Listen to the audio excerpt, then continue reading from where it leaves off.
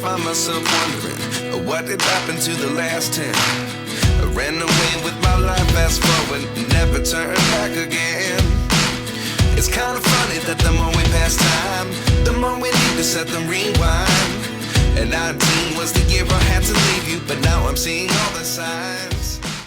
반갑습니다. LFHA 예방연구소의 이상원 소장입니다. 오늘은 NFPA 704 코드에 따른 위험물 식별에 대해서 알아보도록 하겠습니다. 오늘 강의는 블로그 홈페이지에 게시된 인기 순으로 정리해서 현재 동영상을 만들고 있는데 그 중에 하나라고 보시면 되겠습니다. NFPA 704 704는 코드 번호고요. 그리고 NFPA는 National Fire Protection Association의 약자입니다. 그래서 미국 화재보험협회가 되겠습니다. 그래서 1896년에 설립된 이 화재보험협회는 화재와 관련된 안전 규정을 개발하고 발행하며 화재 예방, 소방, 구조, 스트럭처, 그 다음에 보안 및 관련 분야에서 글로벌 리더 역할을 하고 있습니다. 그래서 실질적으로 우리나라 같은 경우에는 코샤 가이드가 있잖아요. 근데 미국에는 NFPA 코드가 있는데 이 NFPA 코드가 안전 규정의 바이블이라고 보시면 되겠습니다. 그래서 특별히 소방과 화재 그리고 위험물 분야에 심층적으로 잘 정리되어 있는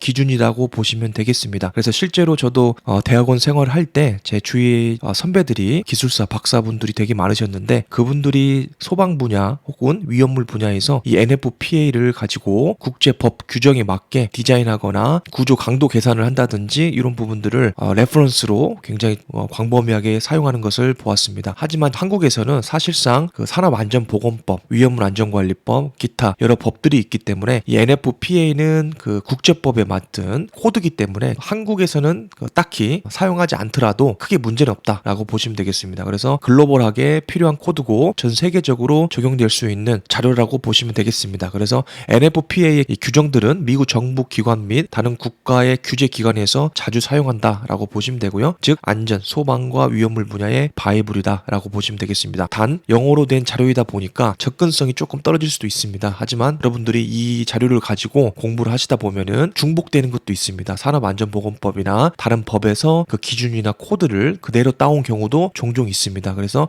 참고를 하시면은 여러분의 안전 지식 향상에 큰 도움이 될 거라고 생각이 됩니다. 그래서 홈페이지 화면을 보시면은 이렇게 NFPA를 치면 이 첫 화면이 뜹니다. 그래서 여기서 여러분들이 그 키워드별로 혹은 그 NFPA 뒤에 코드 번호 704, 392 이런 번호가 있거든요. 그 번호를 검색을 하시면은 영문으로 프리하게 다운을 받을 수 있다라고 보시면 되겠습니다. 오늘 저랑 같이 살펴볼 내용은 위험물의 식별입니다. 쉽게 말해서 그 안전보건 표지, 한국에서는 안전보건 표지가 되겠습니다. NFPA에서는 어떻게 이 위험물을 식별하고 부착하고 게시하는지에 대해서 우리 산안법, 산업안전보건법에 의한 법과 어떻게 다른지 구분되는지 보시면 되겠습니다. 그래서 NFPA 704 풀 네임은 Standard System for the Identification of the Hazard of Materials for Emergency Response가 되겠습니다. 내용이 길긴 한데 한마디로 정리하면 긴급한 반응이 필요한 그런 위험 물질의 아이덴티피케이션, 식별하는 스탠다드 시스템이다 라고 보시면 되겠습니다. 자, NFPA 코드는 우리나라의 코샤 가이드처럼 다양한 분야로 분류가 되어 있습니다. 그래서 현재 기준 NFPA 1부터 NFPA 8506까지 매우 다양하게 리스트업 되어 있는 것을 여러분들이 홈페이지 들어가시면 볼 수 있습니다. 그래서 NFPA 1번은 파이어 코드고요. 그 다음에 맨 마지막 8506은 Standard on Heat Recovery System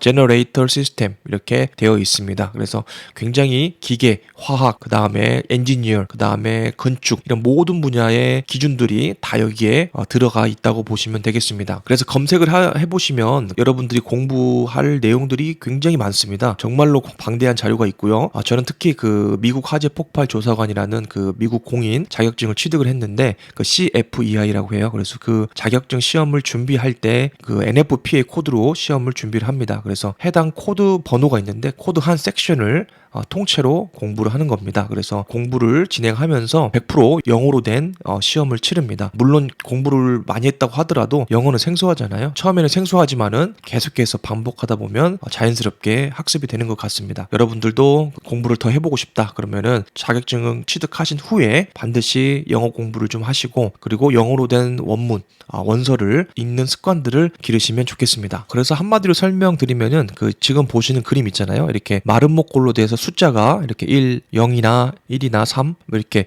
기입이 되어 있는데 이것을 분류하는 기준입니다. 어떻게 색깔을 정하고 그리고 1번은 뭐고 2번은 뭐고 3번은 뭐다. 이런 식으로 식별을 하는 거라고 보시면 되겠습니다. 그래서 목적은 뭐냐면 사람안전보건법과 같이 안전보건 표지를 우리가 부착을 하잖아요. 누구든지 쉽게 마른 목골에 숫자나 혹은 그 음영을 보면 알 수 있게끔 이 물질이 어떤 위험성을 내포하고 있는지 알 수 있게끔 알리는데 그 목적이 있다고 보시면 되겠습니다. 그래서 NFPA 704에 따른 위험물의 분류가 표지가 이렇게 된다라고 참고를 하시면 되겠습니다. 자, 그래서 위험물을 식별하는 방법 우리 같이 심층적으로 알아보도록 하겠습니다. 총 4가지 색깔의 기호 체계가 있습니다. 청색, 적색, 황색, 백색이 있는데 이 코드 기준에 따르면은 청색은 건강에 유해한 정도, 즉 헬스에 관한 것이고요. 적색은 인화성, 플레이빌리티가 되고요. 그 다음에 노란색은 화학적 반응성에 그 포커스를 두는 거고요. 인스타빌리티가 되고요. 그리고 백색은 기타, 스페셜한 그 위험에 대한 정보를 알리는 코드라고 보시면 되겠습니다. 그래서 각 분야 이 색깔별 4가지 색깔별로 조합을 해서 숫자를 매기게 되는데 0은 위험하지 않음, 물과 같은 그런 비화학 물질이 되겠고요. 4번 같은 경우에는 매우 위험 단계로 구분이 되고요. 그리고 숫자가 높을수록 당연히 위험도가 높아서 위험한 물질입니다. 그 색깔과 숫자만 여러분들이 딱 보고 이 화학 물질이 인화성이고 위험도가 굉장히 높다, 반응성이 굉장히 높다, 건강에 위험도가 얼마나 미치는지 한눈에 볼 수 있는 정보라고 보시면 되겠습니다. 그래서 한국에서는 이 기호를 사용하는 데가 거의 없습니다. 왜냐하면은 해외 업체와 조인을 해서 합작회사를 운영한다든지 아니면 반도체 같은 그런 물질들을 해외로 수출하거나 해외에서 들여온다든지 하면 이 기호가 반드시 붙어 있는데 그 외에 국내 시장에서 영업을 하시는 분들은 이 기호를 특별히 쓰지 않고 산업안전보건법에 의한 안전보건 표지로만 사용하고 계신다는 것을 알고 계시면 되겠습니다. 자, 그래서 청색부터 간단히 보시면은 이 내용들이 굉장히 많기 때문에 여러분들이 개념만 잡고 가시면 되겠습니다. 청색은 건강 관련이라고 했죠. 0번부터 1번인데 4번은 매우 짧은 신체적 노출로도 사망 혹은 심각한 부상을 야기할 수 있다. 대표적인 게 시아나수도다. 이렇게 명시가 되어 있고요. 그 다음에 1번 한번 보시면 노출 시 경미한 부상. 예를 들어서 송진, 테레핀류가 되겠고 0번은 건강상 위험이 없다. 위험하지 않는 물질이죠. 그래서 이런 물질이 되겠다라고 보시면 되겠습니다. 두 번째로는 적색입니다. 적색은 뭐라고 했죠? 플레임빌리티라고 했죠? 인화성, 화재의 인화성을 말합니다. 그래서 4번 보시면 평상, 정상적인 대기 환경에서도 즉시 혹은 완전히 증발하거나 확산되어 불탄다. 굉장히 불이 잘 붙는다라고 보시면 되겠습니다. 그래서 인화점이 23도 아래의 물질로서 프로판가스가 되겠습니다. 자, 3번 보시면 일반적인 대기 환경에서 상온, 상압 조건에서 연소할 수 있는 액체 고체류가 되겠습니다. 그래서 섭씨 23도 이상 38도 이하인 물질이 되겠습니다. 예를 들어서 가솔린이 되겠습니다. 자, 그리고 두 번째로는 발화가 일어나려면은 상대적으로 조금 더운 환경에 위치하거나 온도가 어느 정도 올라와 있어야 된다라고 보시면 돼요. 그래서 섭씨 38도 이상 93도 이하인 물질이 되겠습니다. 대표적으로 경유가 되겠습니다. 그래서 이 경우에는 인화점이 그 대기 온도 이상으로 올라가야 경유라는 물질에 유증기가 발생하면서 거기에 불이 붙는 겁니다. 착각하기 쉬운 것이 가연성 액체에 불이 붙는 게 아니고 가연성 액체에 어떤 열이 가해지면 인화점 이상의 온도가 충족이 되면 그 인화성 액체의 그 설페이스에서 유증기가 발생을 합니다. 한낮 더운 날에 그 아스팔트 보시면은 아지랑이 같은 거 피어오르는 거 보셨죠? 그게 유증기인데 그 유증기가 올라와야만, 즉 인화점 이상이 되어야만 전화망원이 주어졌을 때 연소가 발생한다라고 보시면 되겠습니다. 1번 보시면은 충분히 가열되었을 경우 발화한다. 그래서 섭씨 그 93도 이상인 물질이 되겠습니다. 그래서 덜 위험하다. 4번이 제일 위험하고 1번으로 갈수록 0번으로 갈수록 위험하지 않다라고 보시면 되겠습니다. 자, 그리고 노란색은 안전성입니다. 안정성, 반응하고 안정하는 거라고 보시면 되고요. 자, 4번 보시면 일반적인 대기 환경에서도 폭발할 수가 있다. 굉장히 불안정하다는 거죠. 일반적인 대기 환경에서 폭발할 수 있기 때문에 굉장히 불안정하다. 그래서 니트로그리세린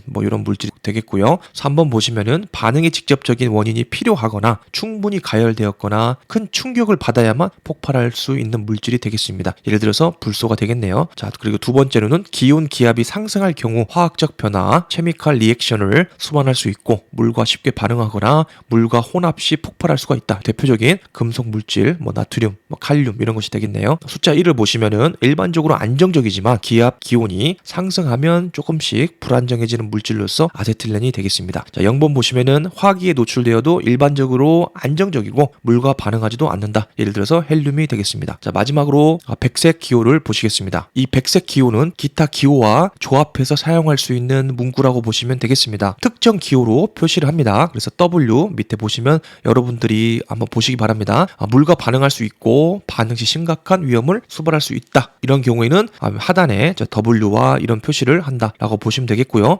OX 대문자 OX나 OXY를 백색 바탕에 기록을 한다. 산화제가 되겠습니다. 그리고 COR 요거는 부식성 혹은 강한 산성, 염기성을 띠는 물질에 조합을 합니다. 구체적으로 ACD 우리 산성이라고 하죠. 혹은 그 염기성 ALK로 표기를 할 수가 있겠습니다. 그리고 BIO 같은 경우에는 생물학적 위험이 존재하는 물질에 표시를 합니다. 그리고 POI는 독성, 그리고 방사능은 그 문구를 보시면 되고요. 기타 내용이 되겠습니다. 앞에 정의한 내용들을 보시면은 위에 있는 그림은 해외 스탠다드 기준으로 작성된 기준이라고 보시면 되겠고요. 여러분이 궁금하시면은 멈춰놓고 또 한번 영어로 한번 읽어보시기 바랍니다. 자, 그래서 하나 실습하고 우리 마무리하도록 하겠습니다. 프로판 가스 있죠? 메탄, 에탄, 프로판. 그래서 프로판. 그래서 주로 LPG 가스죠. LPG 가스의 주 원료로 사용되는 그 프로판 가스입니다. 그래서 이 프로판 가스를 중심으로 방금 우리 공부했던 내용들을 한번 적어보도록 하겠습니다. 청색 같은 경우에는 뭐라고 있죠? 헬스, 건강 관련 정보입니다. 그래서 건강 관련 정보는 숫자 2를 부여합니다. 만성적 접촉이 아닌 지속적, 일반적 접촉으로 일시적 장애 혹은 부상을 유발할 수 있다. 그래서 2번을 줬고요. 그리고 적색은 인화성이죠. 플라이빌리티인데 요 같은 경우에는 프로판, LPG 위험하죠. 그래서 4번, 자 4번을 줬습니다. 가장 큰 위험도가 있다. 빨간색 보시면은 굉장히 위험하죠. 4번. 그래서 이 프로판은 딱 봤을 때 인화성이 굉장히 높구나 라고 우리가 한눈에 볼 수가 있겠습니다. 그래서 평상적인 대기 환경에서도 즉시 혹은 완전히 증발하거나 공기 중에 확산되어 불탄다 라고 보시면 되고요. 자, 노란색은 안전성이죠. 얼마나 안정하냐라는 건데 그 0점을 줬습니다. 0점. 그래서 화기에 노출되어도 일반적으로 안정적이며 물과 반응하지 않는다 라고 보시면 되겠습니다. 그래서 화기에 노출되어도 일반적인 안정적이다라는 것은 물과의 반응성 그리고 가만히 두면 normally stable 그러니까 가만히 두면 안정적인 물질이라는 의미지 옆에서 그 극인화성인데 여기다가 화염을 가한다든지 화재가 발생한다 하더라도 안정하다는 의미는 아니라는 거 여러분들이 참고하셨으면 좋겠습니다. 사업장에 산업안전보건법에 의한 MSDS도 붙여놓으시고 그리고 요거까지 붙여놓으시면은 굉장히 관리가 잘 되는 사업장이라고 볼 수 있겠습니다. 자, 여러분 어떠셨습니까? 도움이 되셨다면 구독과 좋아요 눌러주시면 이 영상 제작에 아주 큰 힘이 됩니다. 자, 오늘도 여러분들 좋은 일들만 가득하기를 바라겠습니다. 감사합니다.